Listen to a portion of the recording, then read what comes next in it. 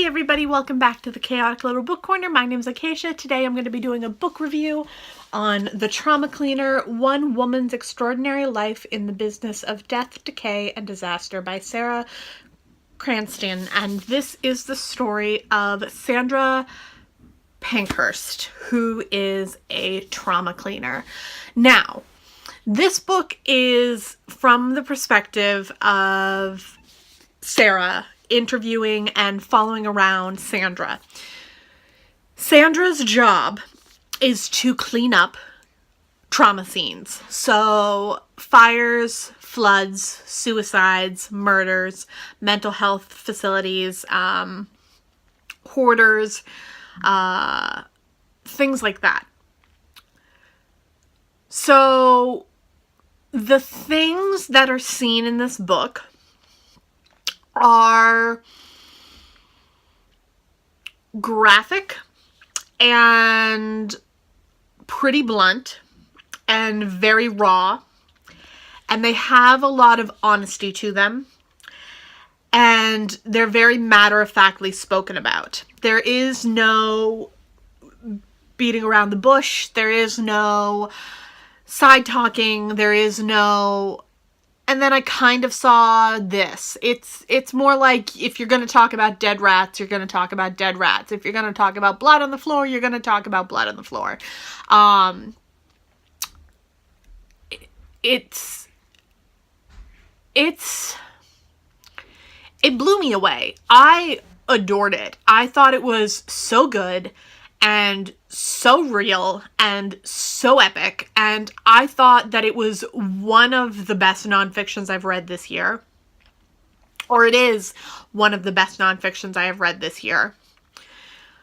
I was anticipating this release for so long. I was sent this for review by St. Martin's Press, and I was so appreciative of it, so appreciative of it. I was so excited and so stoked. And I knew I was going to love it, partially because the word trauma was mentioned. And you guys know trauma is one of my buzzwords because I am so fascinated by trauma and what it does to people and to locations that I just constantly want to read about it and see more of it and understand it and get more gritty with it and get more into it. The deeper I can get into trauma, the better I feel.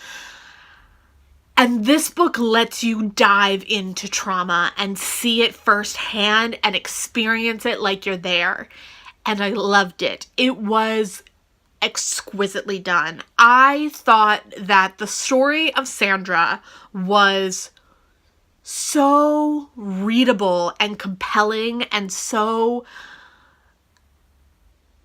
outrightly honest that I just adored it.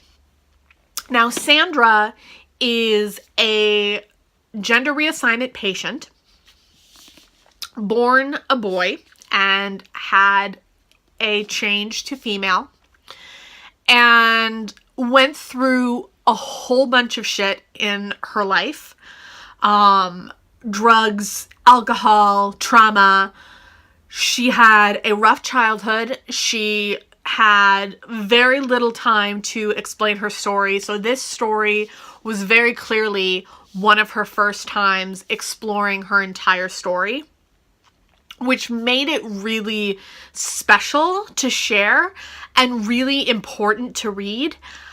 I felt as though this story held a lot of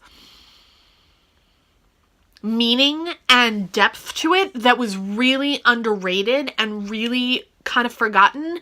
There is such a real truth to a person telling their story when they have been through something and they have seen some of the worst shit and they have gone through some of the terrible stuff that, you know, you can go through, and they still want to share their story. There is something so clear and so beautiful about that capability of sharing, and I loved it, and I thought it was exquisitely done.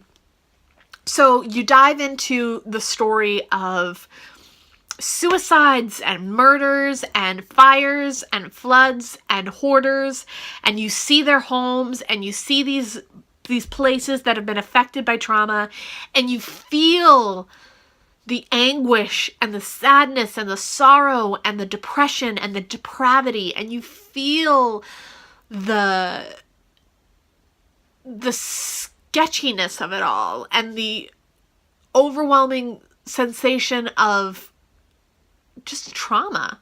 Just trauma, because these places have now been traumatized and their experience has now been altered by these existences. And I loved it. I thought it was so well done. And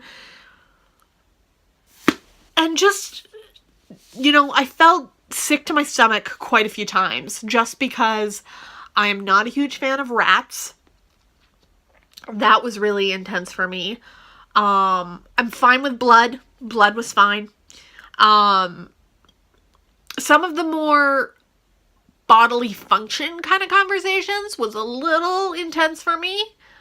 And also the suicides were really hard for me to read. So, you know, trigger warnings for this one, but I think that if you're somebody who is interested in what happens after a crime scene, or what happens after a death, or what happens to a home that's been hoarded in, I think this is really interesting, and I think it's really valuable to read. I think that it's something that we just ignore. We don't think about what happens after the death has occurred.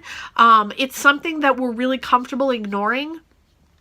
And I think that this book really kind of shakes us and shows us that there is a whole world of things that are happening in our life that we don't pay attention to. Somebody has to clean up the messes that our traumas leave.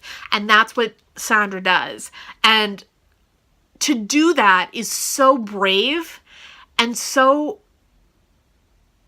astonishing. I'm floored by it. I think it's absolutely great.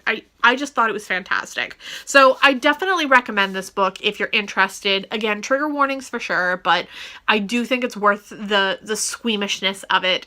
If you're uncomfortable with blood and bodily functions and rats and things like that, if you're uncomfortable with grime, this may not be for you, but I think that if you think you can handle it, I would try, because it's worth it. It's totally worth it.